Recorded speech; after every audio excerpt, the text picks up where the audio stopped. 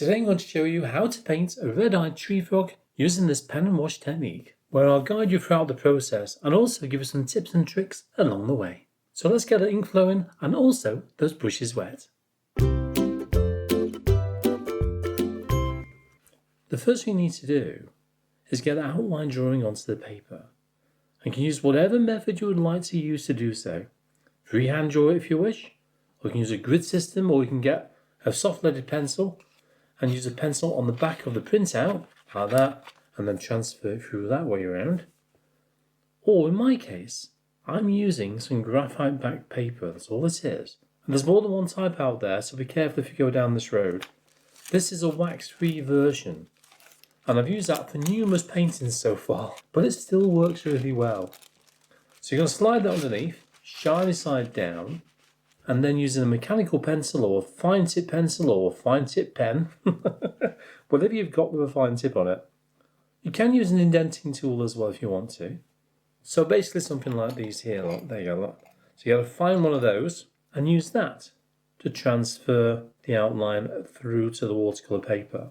Mentioning paper, the paper I'm using today is one by Bockingford, and it's a 140-pound cold pressed paper. So therefore it's got that little bit of texture on it. And this is a 3 pixel photograph. So I'll remove the graphite paper, then we can have a peek underneath, just removing some of my low tack tape there. And that's basically what we've got. You can flick it back and forth like that. You think, oh, I've missed a bit. Grab your paper again, or if you've put pencil on the back, it's not a problem. And just redraw over the top of that. Make sure you've not missed anything before you remove this. Another tip as well, before you do remove it, just make little pencil marks around the outside edges I've done here. So if you need to reposition this, don't forget the ones at the bottom, then you can do. And once you've done that, then we're ready to start with the pen work. For the next stage, you need a permanent drawing pen, so something like this one here. So in other words, when we put the colour over the top, the pen doesn't move underneath. Because if it does, yeah, it could be quite messy, wouldn't it? There are plenty of other types on the market, different manufacturers like this one here. These are a good brand. So this is Sakura Pigment Micron, as you can see there. And there's a variety of different nib widths. So you can see 0, 1, 3, all the way through to 12, with 12 being the chunkiest nib. So whichever ones you've got, as long as they are waterproof. Before we start, techniques. Now generally I tend to hold my pen like that, as we all tend to do. Or if you're right-handed like that, of course. So what I do, if you're holding it this sort of angle, your line is a steady dark line, isn't it, when you're drawing a line like that. However, if you angle your pen down, so something that, not like that, so just catching the nib a bit higher. See what I mean? So I've got that sort of angle. I'm just going to try and get it on camera better for you. And just catching the nib like that, look, just the edge of the nib. Look how light that is. It's the same ink, of course it is. But all we're doing is just catching the edge of the nib onto that watercolour surface, that's it. So that's a way of creating lighter lines using the same dark colour. We'll also be doing a little bit of stippling or cross-hatching as well. So where we've got the shadowed areas, we'll be doing this sort of thing down there like that. Using the edge of the nib again. Notice how the ink breaks up on the paper whilst I'm doing this. And then what we can do, we can turn the paper around and cross it, or cross-hatching. So we get the angle a little bit higher. So just get enough ink coming off that nib. Test this idea out before you make a start on a painting. So that's that area there. Look how shaded that is. It's quite gentle as well. So that's two ways. So literally across like that, as if we're doing tic-tac-toe, or noughts and crosses as we say here in the UK. I'm going to go down that way now. Probably just part of it. It's going to get gradually darker and darker and create more of a shaded feel all through cross-hatching like that. So there's a good technique to work with as well, it really is. And you can do the same obviously by holding that pen slightly higher. So if I've got the pen like that, sort of angle, like that, ish, then you can do the same again that way around for some darker areas if you wanted to. And maybe a few little dots here and there like this, just using the stippling technique now. And the closer those dots get together, the darker that area will become. Like me, make sure you're wearing your best glasses. And try and keep that curve nice and light. The one thing about using ink is that once it's on the paper, it's on the paper. Yeah, you can't take it off again, can you? So bear that in mind. The ring inside the eye, I'm just going to very lightly just touch it with the tip of my pen. A little tip as well for you is make sure that your photograph is a similar size to your painting. But if you can get it to the same size, you'll stop trying to draw too much detail. Because it's very easy to get bogged down in detail. I know I do it a lot. I love detail. And the most important thing really is taking your time. Something I say a lot in my videos, but it's very true. Don't rush your painting, okay? So I'm going to work my way around now, doing the same thing. When I get to the shading side of things, I'll come back to you. Here are just a few facts about the red-eyed tree frog. Now apparently they grow up really slowly. And when I say grow up, these are really small anyway, aren't they? They're very tiny. They're also nocturnal, so you don't often see them during the daytime. And apparently they're not very tasty. Who on earth has tried to eat a red-eyed tree frog? I certainly wouldn't want to eat a red-eyed tree frog, that's for sure.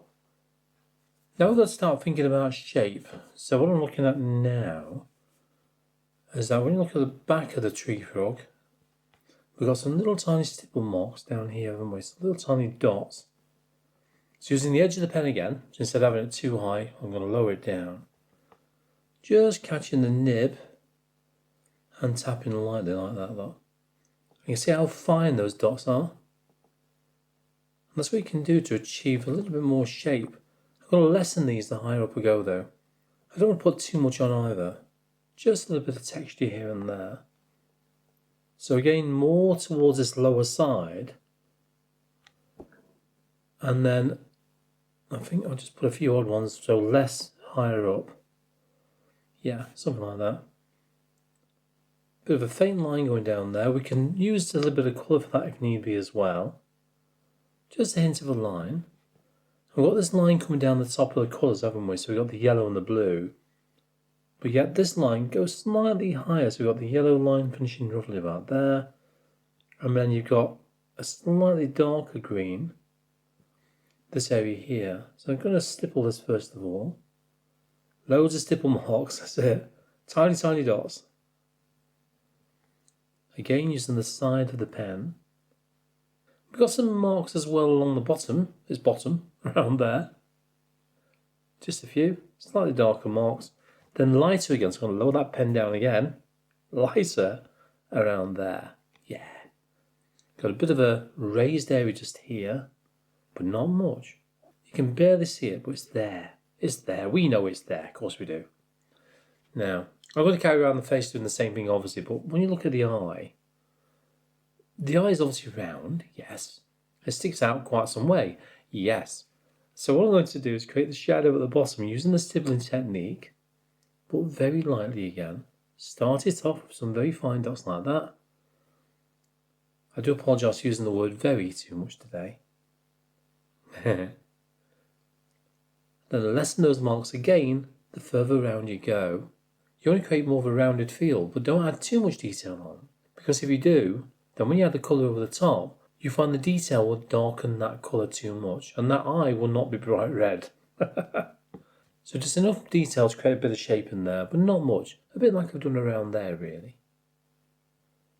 And just to finish off the eye, a tiny amount more around the left-hand side there. Just plenty of stipples once again.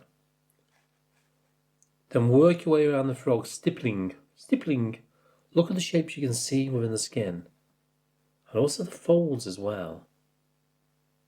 And some of the markings you can see along the body, like little blotches, aren't they? Draw those in, including the darker part on the tip of its mouth. And did you know that the red-eyed tree frog's got 3 eyelids? 3 eyelids? I've only got 1 pair. And also native to the rainforests of Mexico, Central America, and apparently Colombia.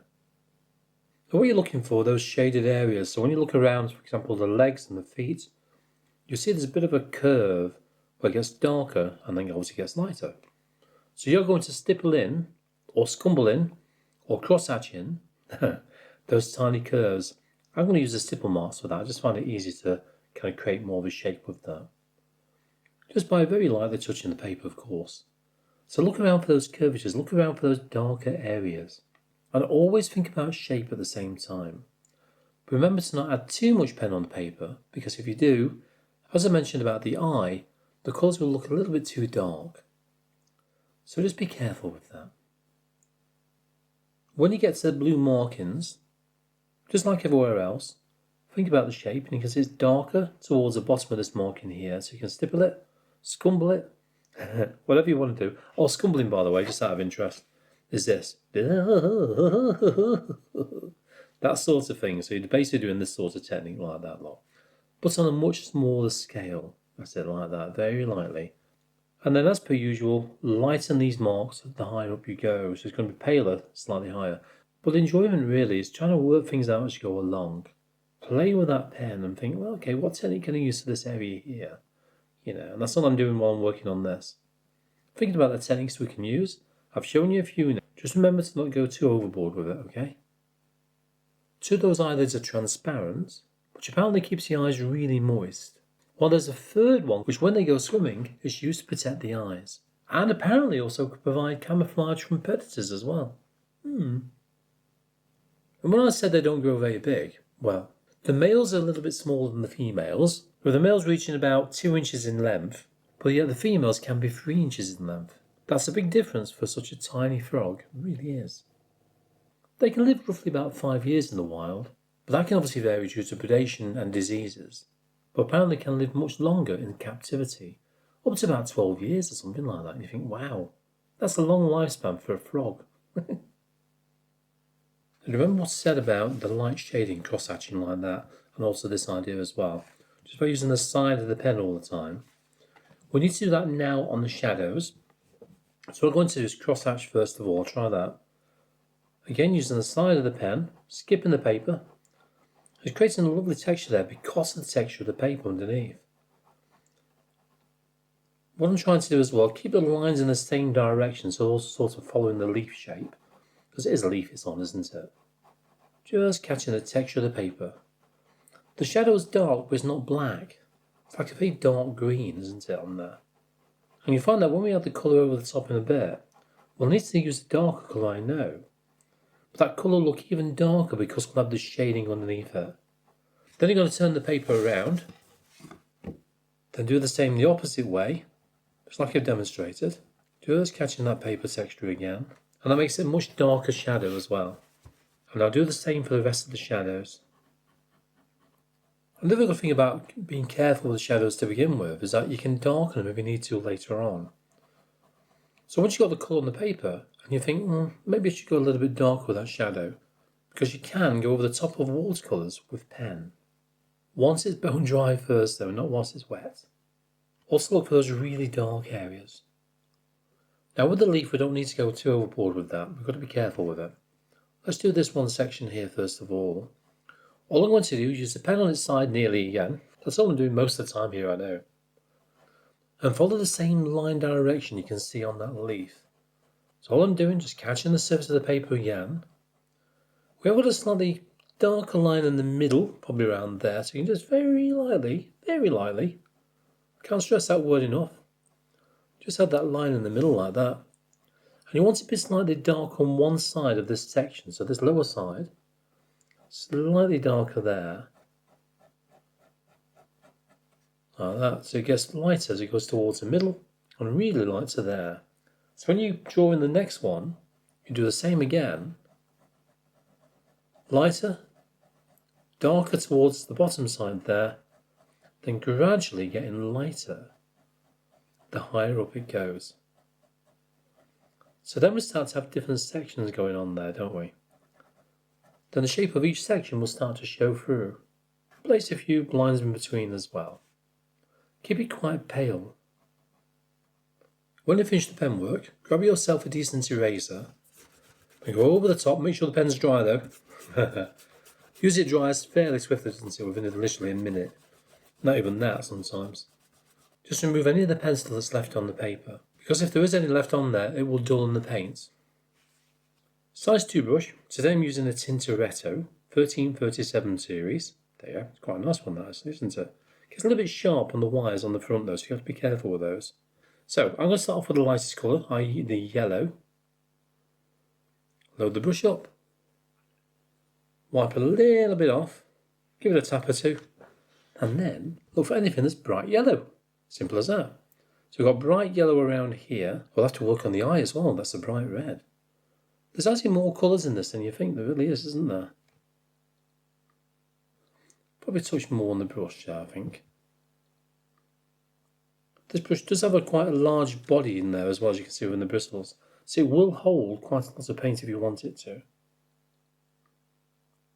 And then just down to the bottom here. And that sort of stretches, trying to see where it goes to. Around there. See, we've got this bit of a curve for the green coming around. That sort of finishes there, doesn't it, for the yellow? However, I can see just a hint of yellow, just a hint, on the bottom part of the mouth there. So I'm going to put a hint of that in there now. Then look around and see where you can see yellow. We've got the yellow between these blue areas. One thing we'll need to be careful of when we paint the blue is that the blue doesn't go into the yellow, because it'll end up with green. I think in this case it's not too much of a problem, is it? Because, well, the frog's mostly green, isn't it?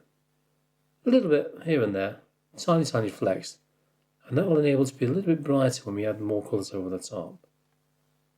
And I think that will do for the yellow. Okay, wash that brush out. Give it a nice dry as well. Make sure there's no yellow left in that. Semi-dry it so you don't put any water within the next colour. We have to make sure that areas such as this one here are dry before we go in with the next colour. Get some more yellow. We're going to water that down just on one side so it's not too rich. Add that in here.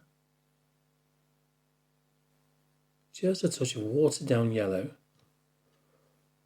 Without bothering to wash the brush out, get some of that green, but not much, just a hint of it. Drop that in as well. That'll do. Well, let's get the hairdryer out and give it a dry. Let's work on the lightest green next. Load your brush up, give it a wipe or two on the side, couple of taps, you don't need much. That just takes any surplus paint off the brush so it's not too overloaded. And then basically cover the bag. We have got a highlighted area there, and also around the mouth as well, but for me, I'm going to paint over it for now. I'll add those highlights in near the end. So stay tuned, I'll show you how to do that. So cover the back, don't let it dry, just work your way down towards that yellow line.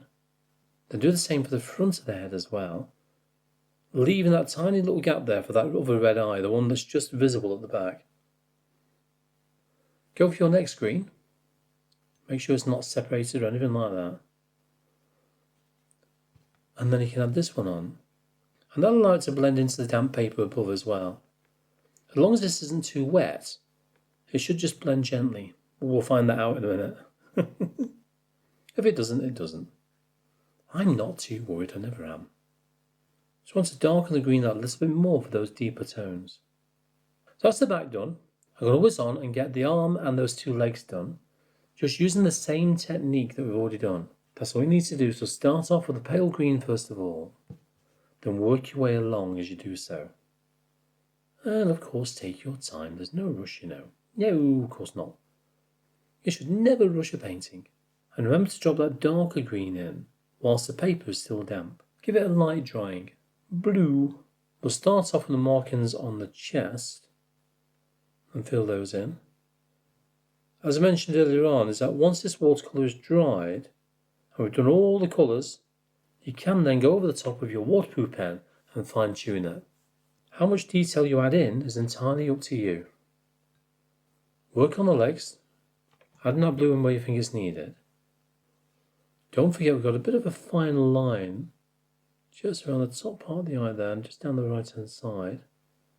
With a hint of blue, that's it, that's all we need. The rest of that area is quite white around it, isn't it? Just pop the colour on the paper. If it's too rich, you can just get a damp clean brush and take it through to remove some of the paint. So if I just clean my brush a minute and take most of the water off.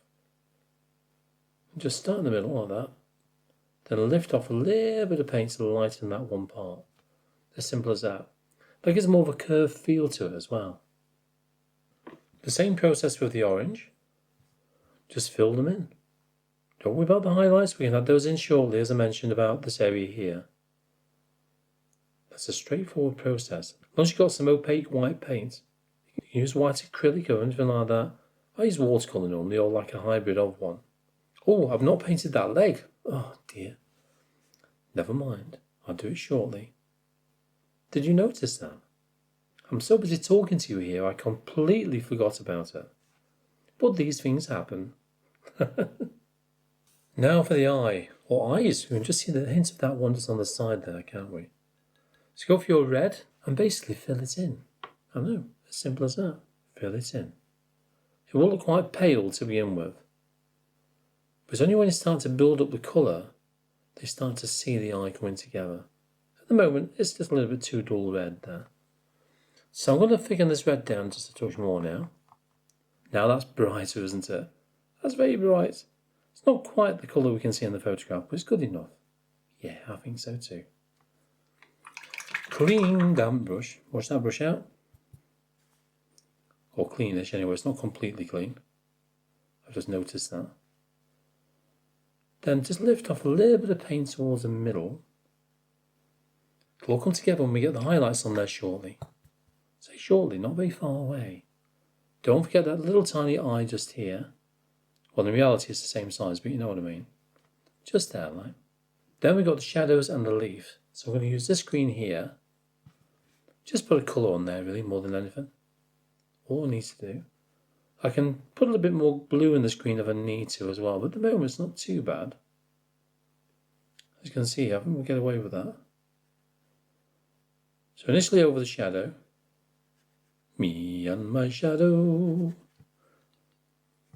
And then start working your way over all of the sections we can see within that leaf. And take your time. But having quite a lot of water here that maintains the wet edge as well, which means it's not going to dry quite as quick as it would do if I left it quite thin. I've also noticed we need a bit more orange around there. So I missed that off. Naughty boy. Never mind, it's not a problem. We don't have problems, we have puzzles. We have to work it out as we go along. Damp clean brush. Some paint does stain, so you might find it might not lift. The other obvious way of doing this is by working on each section individually and taking your time with it. But I'm trying to remind myself all the time that this is a pen and wash painting. I'm not after fine details or anything like that. We're just having a bit of fun, that's all we're doing. Just by playing with those colours and getting it, well, about right. So it's near enough. That's all that matters with it. Then when it's starting to dry, use the same colour again. Just go over those lines. And this will add that little bit extra shape to each individual section. So the same colour. Then once you've done this, give it a quick dry. Now I've got the colours on, I can instantly see that our shadow is not nearly dark enough. So I'm going to darken that down using the cross-hatching method to begin with. And maybe a bit of scumbling here and there as well. Just to define the shape of that shadow more so, because it comes down to there, hooks around there, goes over the middle of this section here, then down. Then fill it in using the cross-hatching technique. And I do that for all of the shadows. White. Now this is opaque white, and the one I'm using today is Shinan Pass, that one there, there you go. Colour Design. Quite a good one, it's a cross between watercolour and gouache, I think. Going to load the tip of that up, make sure it's not too overloaded. Then use that to just stipple a few tiny white dots in places around the mouth here, look. Remember what I said earlier on about pushing the brush? Try not to. I've also got a white highlight as well on the eye. It's going to pop it about there. Like that. And also some faded areas just there. And maybe just a couple around there, which I'll blend in a minute. So all I'm doing here, looking for those highlighted areas like on the feet. One there, look. Just make sure that your white, whatever white you're using, if you do use white, is nice and creamy. So it's not too watery, otherwise it just fades, it dries. So a few sparkles on those little feet there. So work your way around, put those highlights in where you think they're needed. Just by carefully, very carefully, looking at that photograph. I know, that's all I'm doing here. And I've got my photograph in front of me on a tablet. So if you've got a tablet or an iPad or something like that, ideal. Ideal indeed. very lightly blend those extra whites in there, look. Just so you can just see a hint of it, that's it. I'm going to use this on the leaf now. Just a hint of it here and there. Grazing the paper. And this will separate each individual section within the leaf. Again, it's not a detailed painting, so I'm trying not to get too detailed with this. And that's very difficult for me to do, you know, it really is. When you look at this painting up here, you can see the one I've done where I've just used solely watercolours. And that's a full-blown tutorial on my Patreon channel. It's something that's a little bit different, isn't it? So it's worth considering having a go at that one once you've painted this one. The other good thing about using watercolours as well, so whatever paint you've got left in your mixing palette, all this lot here as you can see, I can save it for another painting. You know, and if that painting doesn't require those colours, use it on a test painting like a doodle or something like that. Because one thing I don't like doing is wasting paint. Are you the same? Let me know in the comments down below. If you have enjoyed this, I do have another pen and wash technique painting for you to try out. Well, here it is in the top right hand corner of the screen for you. I'll see you there.